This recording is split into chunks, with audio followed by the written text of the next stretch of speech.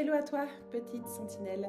Je suis Anita Rossier, hypnothérapeute et coach, spécialiste de l'hypersensibilité depuis plus de 10 ans.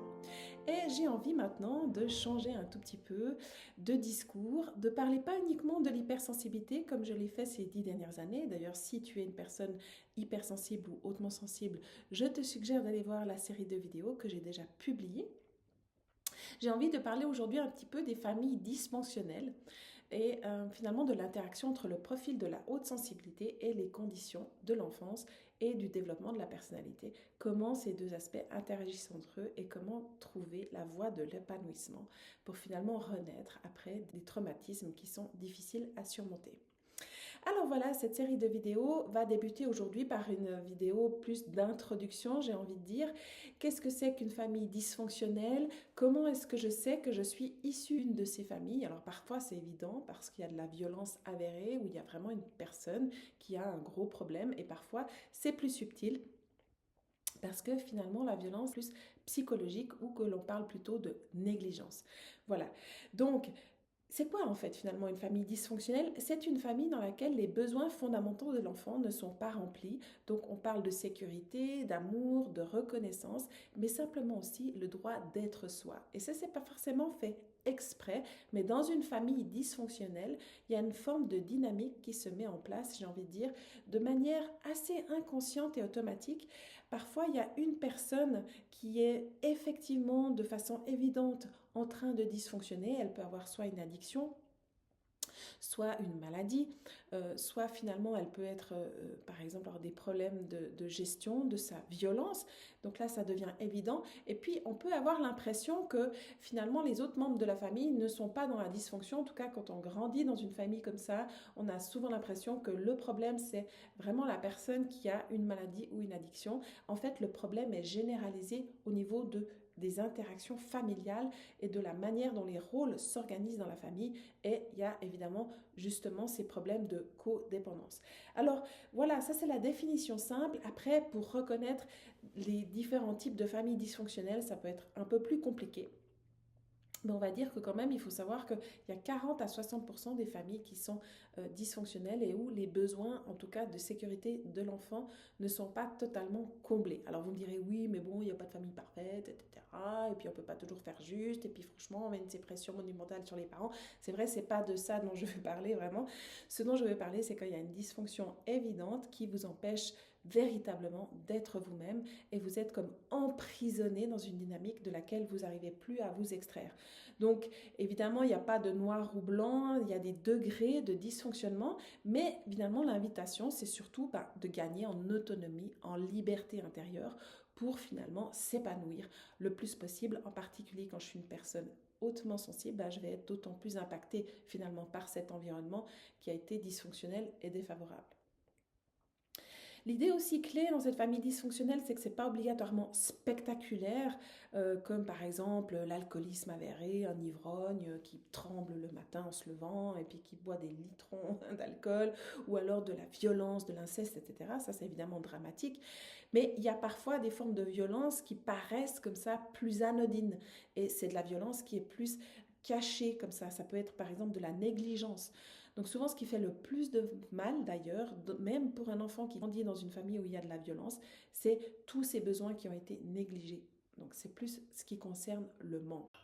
Alors, comme je le disais, il y a différents types de familles dysfonctionnelles. Je vais en nommer 4. Il y a la famille avec une addiction ou une maladie psychique qui est avérée. Il y a la famille avec de la violence. Elle peut être physique, verbale ou psychologique. La famille avec de la négligence où les parents sont émotionnellement absents.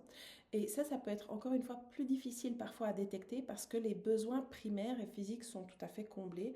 Et la famille peut même, d'ailleurs, c'est le 4e type dont je vais vous parler, paraître apparemment parfaite. Mais le problème là, c'est que tout repose sur l'image. Vous avez monsieur et madame parfait qui ont des enfants parfaits et une vie parfaite. Mais finalement, tout est basé sur l'image que je vais projeter vers l'extérieur et aussi sur la performance. Donc là, voilà, ça, ce sont les 4 grands types de familles dysfonctionnelles avec chacune un petit peu leur organisation. Mais ce qui est intéressant de constater, c'est qu'il y avait d'ailleurs une citation qui disait « Les familles qui sont heureuses le sont toutes de la même manière ». Donc c'est-à-dire qu'en fait, il y a souvent une seule façon d'interagir d'une manière saine, et puis ensuite, par contre, il y a plein de façons de dysfonctionner.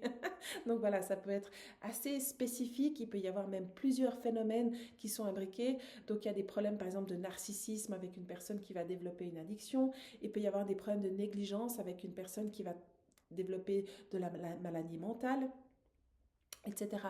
Donc, parce qu'il faut bien comprendre qu'après, chacun va tenter, tant bien que mal, d'entrer dans un mécanisme, dans un rôle de survie et peut développer, du coup, consécutivement à cela, divers symptômes.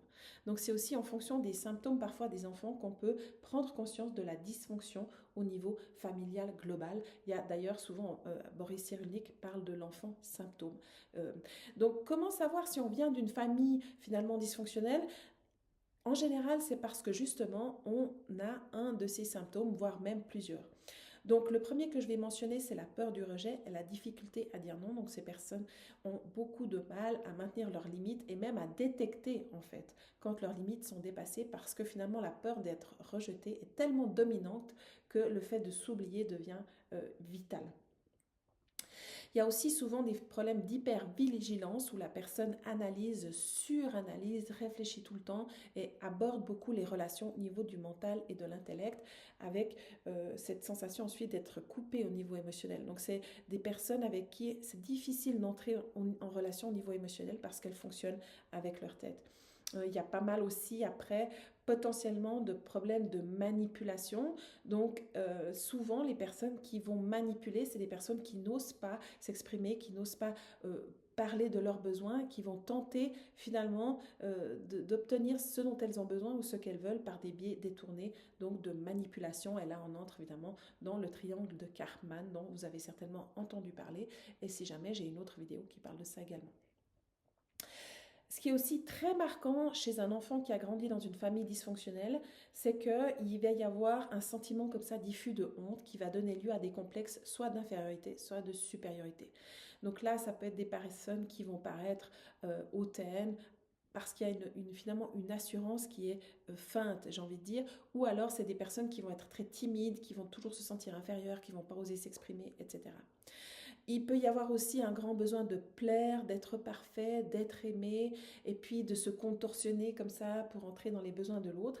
Malheureusement, avec ce type de profil, souvent on va entrer aussi après à l'âge adulte dans des relations de type toxique avec des dynamiques qui sont toxiques. Donc c'est pas forcément les gens en soi qui sont toxiques fondamentalement, en ça je ne crois pas, mais c'est des dynamiques dans lesquelles on entre à cause du fait qu'on est souvent manipulé par nos propres peurs.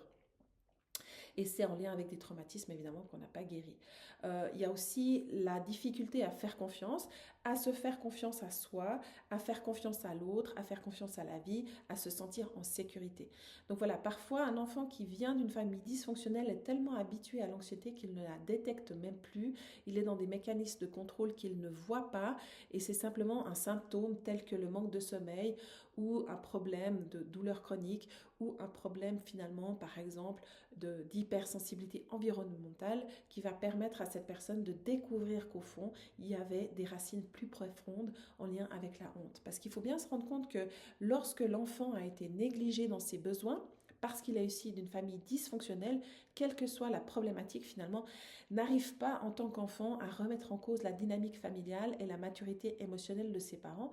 Donc obligatoirement, par mécanisme encore une fois de survie, et pour aussi ne pas être confronté à l'immense sentiment d'impuissance, il va se dire que lui, soit il ne mérite pas, soit il y a quelque chose qu'il n'a pas fait suffisamment bien, qui va d'ailleurs arriver à changer, qui va pouvoir soit sauver son parent, soit sauver la famille en entier, que soit s'il prend sur lui finalement pour devenir l'enfant sacrificiel de la famille ou l'enfant clown de la famille, etc. L'enfant qui réussit pour sauver l'honneur de la famille. Tout ça, il s'imagine en fait que ça va être le moyen pour lui de finalement être vu pour qui il est. Et après, le problème avec ça, c'est que ça lui permet évidemment de survivre dans l'enfance, mais il entre dans la vie adulte emprisonné dans ce rôle qui l'empêche finalement lui-même de voir qui il est. Vous voyez comme c'est pervers. Donc l'idée, c'est aussi de bien comprendre que lorsqu'on a un profil de personnes hautement sensibles, la façon dont on va pouvoir s'épanouir dans la vie et les symptômes qu'on va développer dépendent vraiment énormément de l'environnement dans lequel on grandit. Et ça, c'est aussi la recherche qui le démontre. Et si vous voulez plus de détails à ce niveau-là, n'hésitez pas à aller voir la vidéo de Ricardo Rojas, mon partenaire dans la vie comme au travail. Je vous mets le lien en description de la vidéo. Donc voilà, ça veut dire que c'est pas parce que vous êtes hautement sensible que vous êtes fatalement anxieux, pas du tout. C'est même démontré que les profils qui sont bien accompagnés dans un environnement qui est favorable sont tout à fait épanouis dans la vie, voire même qui développent des dons. Donc on compare même ces personnes à des orchidées, justement, métaphore vraiment du terrain qu'on cherche à exprimer au travers de cette orchidée. Il y a c'est Thomas Boyce qui a finalement catégorisé les divers profils de sensibilité qui sont d'ailleurs aussi présents chez les animaux, hein, donc c'est tout à fait normal avec des métaphores comme ça de fleurs. Donc vous me direz, oui, bah, c'est terrible, moi je suis une personne hypersensible, je viens d'une famille dysfonctionnelle, la fatalité, l'horreur, pas du tout. En fait, la recherche démontre que vous êtes beaucoup plus réceptif à la thérapie. Donc chez vous, le travail de guérison va vraiment pouvoir porter des fruits et ça va vous inviter à transcender votre histoire et les conditions de votre enfance pour en faire par la suite une grande vocation. Ça me permet de faire une transition tout à fait magnifique vers les différents rôles typiques que les enfants adoptent dans la famille dysfonctionnelle et avec lesquels ils évoluent parfois aussi à l'âge adulte. Et s'ils ne s'extraient pas de ce piège en fait de dynamique en lien avec la famille, ils risquent bien de reproduire ça dans la famille avec leurs propres enfants, soit parce qu'ils entrent eux-mêmes dans des relations toxiques, soit parce que quelque part, les traumatismes sont transmis de toute manière. Et ça, la science au niveau du transgénérationnel et des empreintes génétiques des traumatismes le démontre bien. Donc l'enjeu, c'est de comprendre dans quel rôle j'ai été principalement identifiée, sachant que parfois je peux tenter de changer un peu de rôle, mais on voit que quand même les enfants sont immanquablement au niveau de l'animanique tout à fait cantonnés ensuite dans un rôle et ils se perdent eux-mêmes. Donc il y a le rôle de l'enfant sauveur, l'enfant héros, donc celui qui va porter toute la famille et qui va aussi finalement se parentaliser, se surresponsabiliser pour porter un peu le fardeau, tentant d'alléger ses parents pour les sauver et pour finalement faire en sorte qu'ils survivent à cette situation. L'enfant sauveur peut tout à fait devenir une personne extraordinaire avec des grandes vocations, faire avancer le monde, etc. Mais c'est important, s'il veut le faire de manière épanouie et équilibrée, qu'il guérisse ses blessures de l'enfance. Il y a le clown, celui qui cherche à amuser, celui qui veut tout le temps détendre l'atmosphère pour détourner un tout petit peu, pour alléger tout le monde de cet énorme nuage noir de tristesse et de malheur. Si vous êtes issu d'une famille dysfonctionnelle, vous saurez de quoi je parle. Il y a l'enfant qui est bouc émissaire. Alors lui, c'est le mouton noir, voilà, typique, on en parle beaucoup aussi sur les réseaux sociaux. C'est celui qui va devenir ensuite tributaire de la colère et de tous les échecs de la famille, il va porter la honte, etc. etc. Il va souvent entrer en rébellion. Et c'est l'enfant souvent qui va devoir totalement s'extraire de la famille pour survivre, c'est-à-dire que pour lui, la dynamique est tellement toxique qu'elle le rend malade souvent dans son corps et ça va être important pour lui à un moment donné de vraiment s'affranchir de cette dynamique s'il veut pouvoir se libérer et découvrir qui il est. C'est parfois d'ailleurs nécessaire pour les autres rôles aussi, au moins temporairement, pour finalement aussi retrouver son propre discernement en dehors de cette vraiment énergie presque entité familiale. Il y a l'enfant invisible, alors lui il s'oublie totalement, il veut pas déranger, il veut pas de conflit, lui tout ce qu'il veut c'est traverser ça et il va souvent développer des mécanismes dissociatifs où comme ça il est absent, on voit c'est des enfants on dit qu'ils sont dans la lune et tout ça, ils s'oublient totalement, voilà c'est l'enfant qui est invisible. Et puis il y a aussi l'enfant qui est conciliateur, bon, souvent on parle plutôt de people pleaser en anglais, je trouve que c'est plus facile à comprendre, c'est lui il va chercher à plaire à tout le monde, à être utile, comme ça il dit au moins comme ça si je suis utile à tout le monde, ben, je suis sûre d'avoir ma place. Le problème avec ça, c'est qu'il risque bien, d'ailleurs c'est le cas pour tous ces rôles, de s'épuiser. Donc, en conclusion, comment savoir si je suis issue d'une famille dysfonctionnelle? Je vais avoir une souffrance qui est profonde, qui est même existentielle en fait, parce que ma personnalité s'est construite sur un manque. Le manque de sécurité intérieure et le manque aussi d'autonomie, d'identité propre. C'est-à-dire j'ai pas vraiment pu découvrir qui j'étais parce que j'ai dû adopter un rôle qui permettait à la famille de fonctionner, même si c'était finalement dans la dysfonction. Donc il faut bien comprendre que ces rôles, on les adopte pour survivre. Mais si vous vous reconnaissez dans l'un de ces rôles, pas de panique. Gardons à l'esprit que moi je crois que Dieu a tout prévu et il a prévu justement l'interdépendance, il a prévu qu'on entre ensuite dans des relations dans lesquelles on peut guérir. Donc moi, Si vous êtes thérapeute, d'ailleurs, je vous déconseille de dire aux gens qu'il faut qu'ils apprennent à se prendre en charge eux-mêmes, à prendre en charge leurs besoins, puis à s'aimer eux-mêmes. À ça, je ne crois pas. Vous avez en face de vous une personne qui a souffert finalement extrêmement de solitude. Elle s'est retrouvée seule face à ses émotions, seule face à la folie, à la dysfonction de la famille. Elle ne va pas s'en sortir seule. Elle va s'en sortir en entrant en lien d'une manière qui est saine, ce qui va lui permettre ensuite finalement de se dissocier et de comprendre et de guérir. Il suffit pas non plus uniquement de comprendre pour guérir. Ça, moi-même, j'en ai fait les frais, c'est-à-dire que de trop réfléchir, ça nous pousse justement encore plus loin dans cette dissociation qui est intellectuelle, où on nie nos émotions. On va vraiment guérir le jour où on peut accueillir cette douleur en soi, parce qu'il y a une partie de nous qui a suffisamment grandi et mûri dans la relation, parfois thérapeutique, parfois au travers des rencontres de la vie, et parfois aussi, en tout cas pour moi ça a été le cas, en grande partie dans sa relation à Dieu et dans cette reconstruction psychique qui permet finalement d'avoir pour cet enfant qu'on a été la bienveillance dont il avait besoin pour l'accompagner. Donc moi je crois que de dire à quelqu'un qu'il est censé s'aimer lui-même, c'est finalement cruel en fait. Moi je crois que ce qu'on doit pouvoir dire à quelqu'un, c'est oui, tu mérites d'être aimé. Ce qui t'est arrivé, c'était pas de ta faute. Et tu verras, tu vas pouvoir rencontrer des gens avec qui c'est possible d'être en relation d'une manière saine et bienveillante. Il faut savoir aussi que c'est un petit peu pervers parce que justement, quand on vient d'une famille dysfonctionnelle, on a été blessé, c'est notre modèle, on a tendance à inconsciemment entrer en relation avec des personnes qui sont tout aussi blessées que nous. Donc ça peut devenir un peu compliqué, mais justement, je crois que l'aide de Dieu et personnellement, finalement aussi la guidance spirituelle m'a beaucoup aidé finalement à faire ce discernement-là entre ce qui pouvait provenir d'une blessure de l'enfance et ce qui pouvait provenir finalement de ma personnalité propre. Et ça, c'est ensuite en étant dans sa personnalité propre et dans sa propre autonomie, grâce à cette guérison, qu'on peut ensuite faire le choix d'entrer dans des mécanismes relationnels différents. Parce qu'il faut bien comprendre que inconsciemment, souvent la relation aussi va faire peur.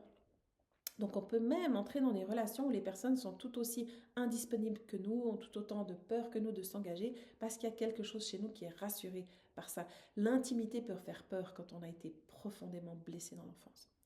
Voilà, donc il y a vraiment des pistes de guérison, ça passe beaucoup par l'accueil émotionnel au niveau du cœur, du corps.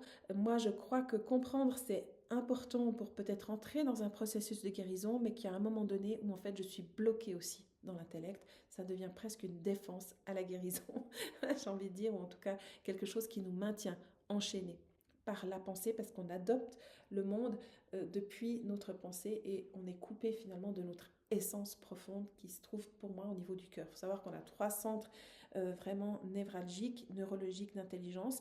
Il y a l'intellect qui est le siège du mental, qui justement est beaucoup impacté avec beaucoup d'erreurs d'interprétation quand on a eu des traumatismes de l'enfance. Il y a le centre névralgique des intestins qui est le siège de l'inconscient et des émotions. Et puis il y a l'intelligence du cœur.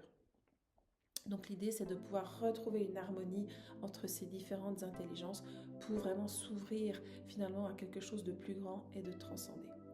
Dans les prochaines vidéos, je vais développer un peu plus profondément ces diverses dysfonctions, comment cette entité familiale se met en place, comment mon esprit entre de manière confusionnelle dans cette entité-là et se confond dans cette dysfonction de l'entité familiale et comment je vais pouvoir regagner mon discernement et mon autonomie et m'extraire finalement de cette entité-là pour devenir la personne que je suis censée être et pour pouvoir m'épanouir. Alors restez bien connectés, tout ça va être absolument passionnant.